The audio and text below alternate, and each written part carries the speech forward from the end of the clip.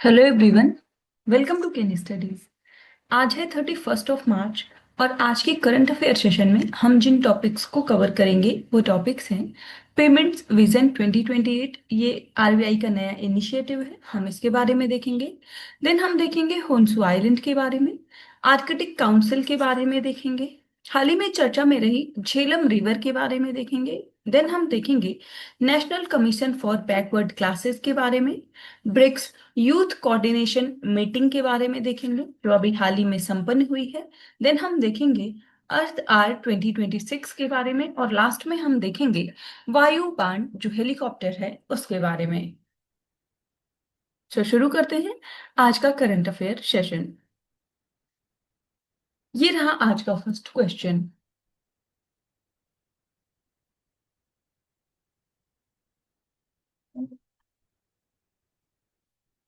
Consider the following statements regarding Payments Vision 2028। सो यहाँ पर payments vision 2028 से संबंधित कुछ कथन दिए गए हैं जिन पर आपको विचार करना है।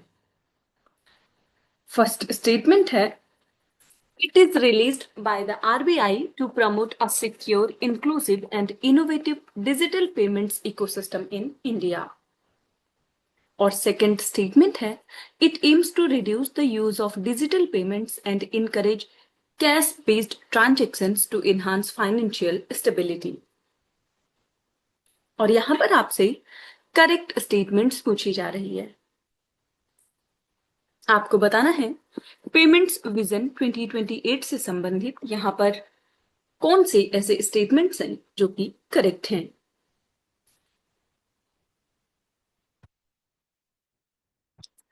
और इस क्वेश्चन में आपका करेक्ट ऑप्शन हो जाएगा ऑप्शन ए।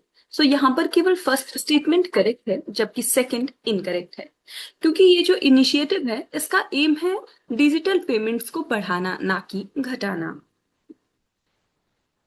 आप यहां डिटेल में देख सकते हैं। So Reserve Bank of India has released its Payments Vision 2028 document titled Shaping India's Payment Frontier.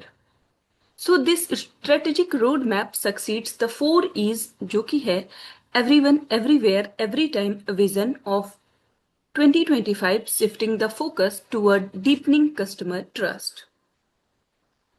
सो ये जो पेमेंट्स विजन 2028 डॉक्यूमेंट है ये एक कॉम्प्रिहेंसिव पॉलिसी फ्रेमवर्क है and a road map designed to guide the evolution of India's payment systems. It marks a transition from just expanding reach to scaling global dominance and ensuring the digital ecosystem is secure, interoperable, and resilient against emerging cyber threats. So, आप ध्यान रखेंगे कि ये जो document है ये RBI से संबंधित है और इसका एम है to empower users while providing robust safeguards against fraud.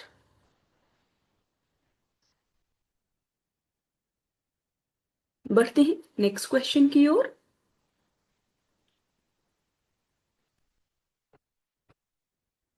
With reference to Honshu Island, consider the following statements. अभी हाल ही में ये जो होन्शु द्वीप है ये काफी चर्चा में रहा है, उससे ही संबंधित यहाँ पर कुछ कथन दिए गए हैं जिन पर आपको विचार करना है। फर्स्ट स्टेटमेंट है, it is the largest of the 4 main islands of Japan. Second, it is most populous island in the world. Third, Japan's capital city Tokyo is located on this island. और यहां पर आपसे correct statements पूछी जा रही है। आपको बताना है जापान का जो होन्शु द्वीप है उससे संबंधित यहाँ पर कौन से ऐसे स्टेटमेंट्स हैं जो कि करेक्ट हैं।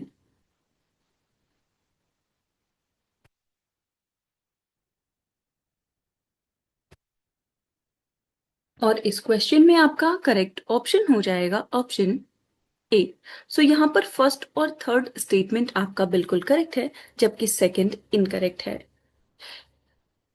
क्योंकि ये जो होन्शु आइलैंड है ये जापान का सेकंड मोस्ट पॉपुलस सॉरी विश्व का सेकंड मोस्ट पॉपुलस आइलैंड है आफ्टर जावा। आप देख सकते हैं। Honshu, historically known as Atisushima, is the largest of the four main islands of Japan, and it lies between the Pacific Ocean from east and the Sea of Japan to west. So it forms a northeast-southwest arc extending about 1287 km and varies greatly in width. So it has an area of 2,27,898 square kilometer and it is the world's seventh largest island. And it has a population of around 104 million, accounting for more than 80% of the total population of Japan. So Honshu Island is the second most populous island in the world after the Indonesian island of Java. It contains the main cities of Japan, including capital Tokyo, Osaka, Hiroshima, Nagoya, Kyoto, and Yokohama. So the island is dominated by the Central Trough, a central mountainous spine that contains the majority of Japan's highest peaks. So it contains Japan's highest mountain, Mount Fuji, and its largest lake, Lake Biwa. So earthquakes often occur as there are several tectonic plates located in this island.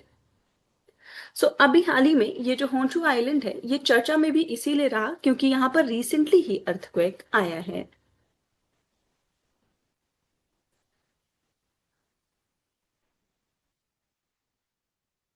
बढ़ते हैं next question की ओर।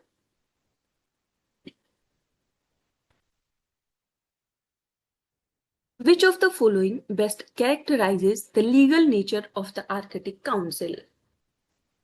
यहां पर आपसे पूछा जा रहा है निम्नलिखित में से कौन सा विकल्प आर्कटिक परिषद की कानूनी प्रकृति का सबसे अच्छा वर्णन करता है।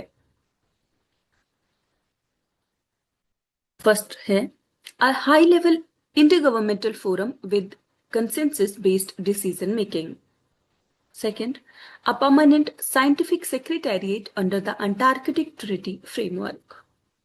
Third, a United Nations specialized agency for Arctic marine conservation. Fourth, a treaty-based organization enforcing binding environmental standards. आपको बताना है कि आर्कटिक काउंसिल का लीगल नेचर क्या है।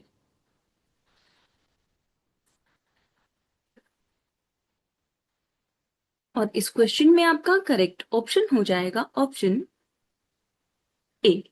सो ये एक हाई लेवल इंटरगवर्नमेंटल फोरम है with consensus based decision making. आप देख सकते हैं। So the Arctic council is a high level intergovernmental forum established by the Ottawa Declaration in 1996.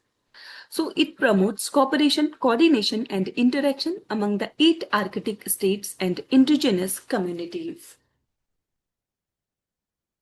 Its decisions are non-binding and based on the consensus, meaning unanimity is required among members. So the council is not a treaty-based body like the Antarctic Treaty System, thus it can't enforce laws or impose sanctions. Its mandate includes sustainable development, environmental protection, and promotion of indigenous rights, but it deliberately excludes military security issues from its agenda. Unlike the Antarctic region, the Arctic lacks a comprehensive legal governance regime, making the Council a diplomatic forum rather than a regulatory body.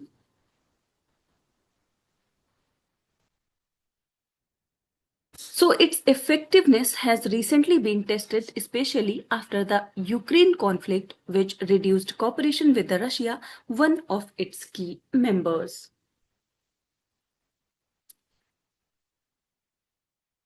सो आप ध्यान रखेंगे कि ये जो Arctic council है इसको establish किया गया था 1996 में बाय द ओटावा डिक्लेरेशन। और आर्कटिक काउंसिल में जो 8 कंट्रीज हैं वो कंट्रीज हैं Canada, Denmark, Finland, Iceland, Norway, Russia, Sweden and United States. इसके साथ ही इसमें 13 ऑब्जर्वर कंट्रीज भी हैं जिनमें Bharat, China, Japan, UK, France ये कंट्रीज शामिल हैं। बढ़ते हैं नेक्स्ट क्वेश्चन की ओर।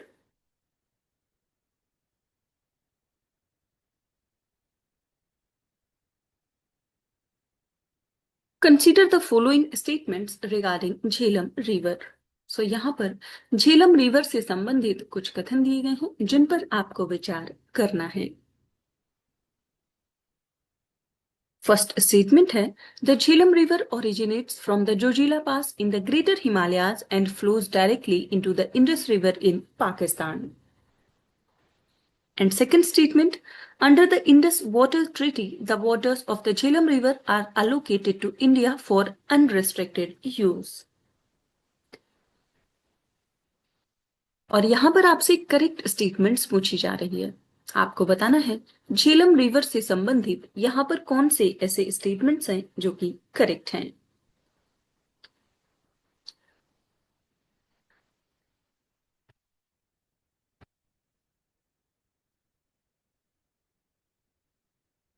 और इस क्वेश्चन में आपका करेक्ट ऑप्शन हो जाएगा ऑप्शन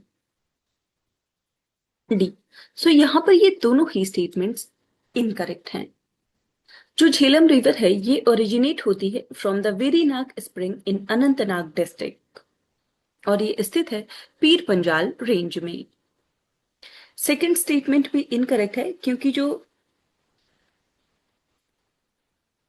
ये रिवर है झेलम इसका वाटर अलोकेट किया गया है पाकिस्तान को ना कि इंडिया को।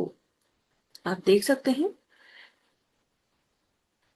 The Jhelum River originates from the Veerinag spring in the Anantnag district at the foot of the Pir Panjal range in Jammu and Kashmir, not the Chujila Pass. It flows through the Kashmir Valley, passes through Wular Lake and later joins the Chenab River near Tirimu in Pakistan.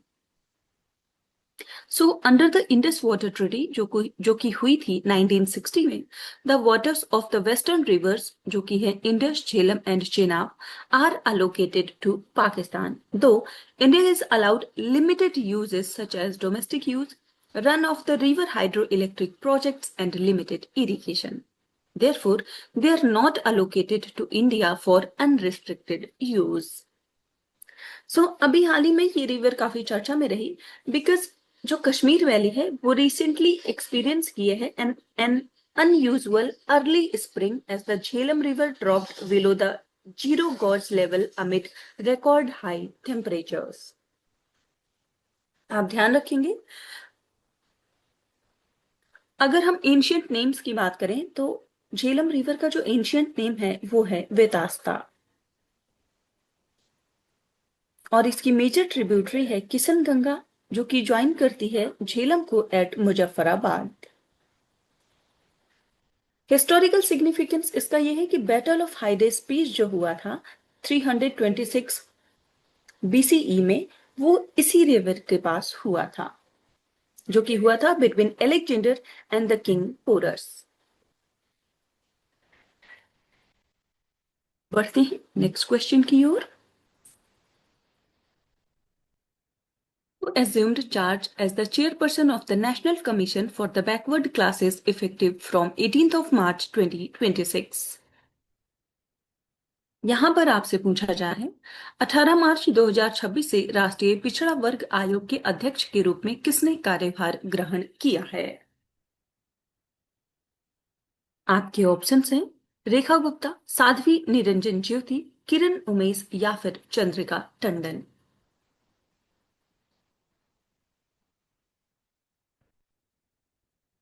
और इस question में आपका correct option हो जाएगा option B. सो ये chairperson जो national commission for backward class की हाल ही में बनी है ये है साध्वी निरंजन ज्योति। आप देख सकते हैं Sadhvi Niranjan Jyoti officially assumed the charge of the chairperson of the National Commission for Backward Classes on 18th of March 2026. So she is a former union minister of the state and member of parliament with extensive experience in the rural development and consumer affairs. Along with her, Mrs. Kiran Umesh Mahale joined the commission as a member on March 20th, 2026, and the appointments were welcomed by the Ministry of Social Justice and Empowerment to strengthen the protection of backward classes. आप ध्यान रखेंगे, national commission for backward classes जो है, इसका constitution में जो उल्लेख है वो है आर्टिकल 338 बी में, और इसको कॉन्स्टिट्यूशनल स्टेटस दिया गया था by the 102nd amendment in 2018। बढ़ते हैं नेक्स्ट क्वेश्चन की ओर।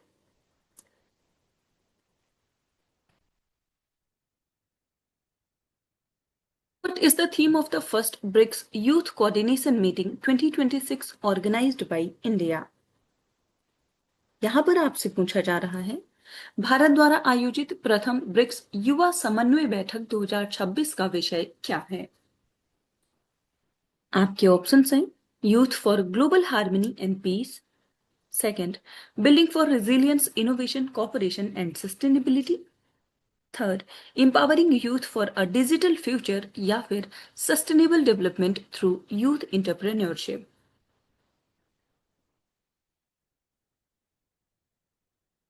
आपको बताना है first BRICS youth coordination meeting का थीम क्या रहा है, जिसका आयोजन भारत के द्वारा हाल ही में किया गया। और इस क्वेश्चन में आपका करेक्ट ऑप्शन हो जाएगा option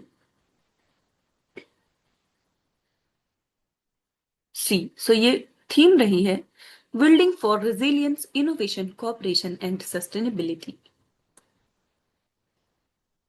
So the Department of Youth Affairs organized the first BRICS Youth Coordination Meeting on 25th of March 2026 under India's BRICS chairmanship. So the theme for the 2026 youth engagements is Building for Resilience, Innovation, Cooperation and Sustainability.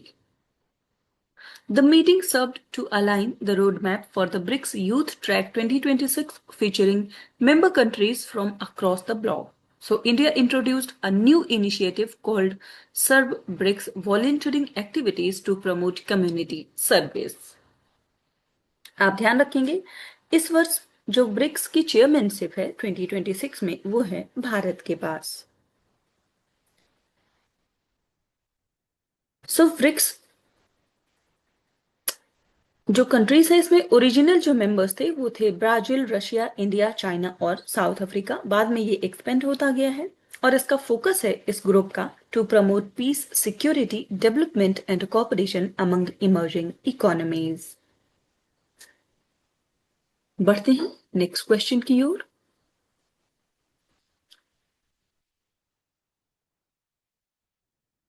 What is the theme for Earth Hour 2026, which marks the 20th anniversary of the global movement in March 2026?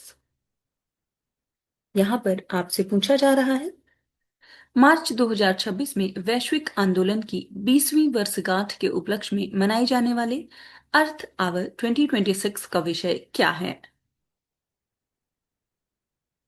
आपके options हैं, climate action now, invest in our planet, give an hour for earth, या फिर shape our future.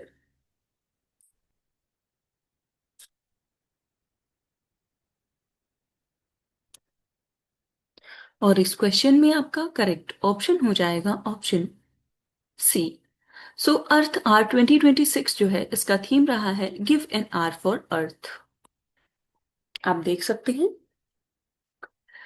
Earth Hour 2026 was observed globally on Saturday, यानी कि March 28th, marking the 20th anniversary of the movement. So the theme Give an Hour for Earth encourages individuals to contribute 60 minutes of positive action for the planet to create the biggest hour for Earth. So this event is organized by the Worldwide Fund for Nature and is held from 8:30 p.m. to 9:30 p.m. local time. The movement originated in Sydney, Australia in 2007 as a Lights Off initiative to raise awareness about climate change. World wide fund for nature की बात करें तो इसको establish किया गया था 1961 में। इसका हेडक्वार्टर है ग्लेंड, स्विट्जरलैंड में, और इसका लोगो है जाइंट पांडा। बढ़ते हैं नेक्स्ट क्वेश्चन की ओर। What is the name of the India's first helicopter dropped drone project initiated by the Indian Air Force? यहाँ पर आपसे पूछा जा रहा है, भारतीय वायुसेना द्वारा शुरू की गई भारत की पहली हेलीकॉप्टर से ड्रोन गिराने की जो परियोजना है उसका नाम क्या है? आपके ऑप्शंस हैं आकाश तीर, वायुबान, प्रचंड ड्रोन या फिर हिमशक्ति।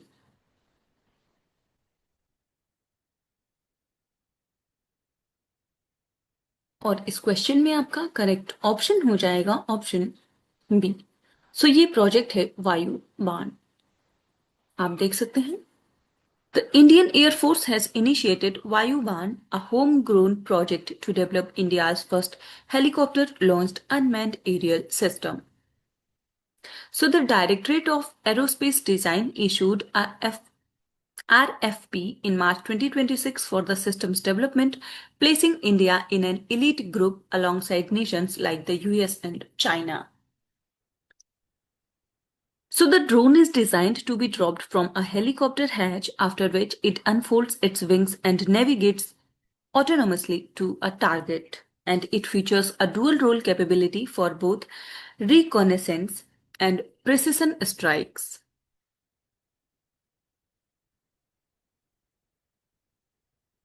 So आज के करंट अफेयर सेशन में इतना ही। Thank you for watching. Do like, share and subscribe.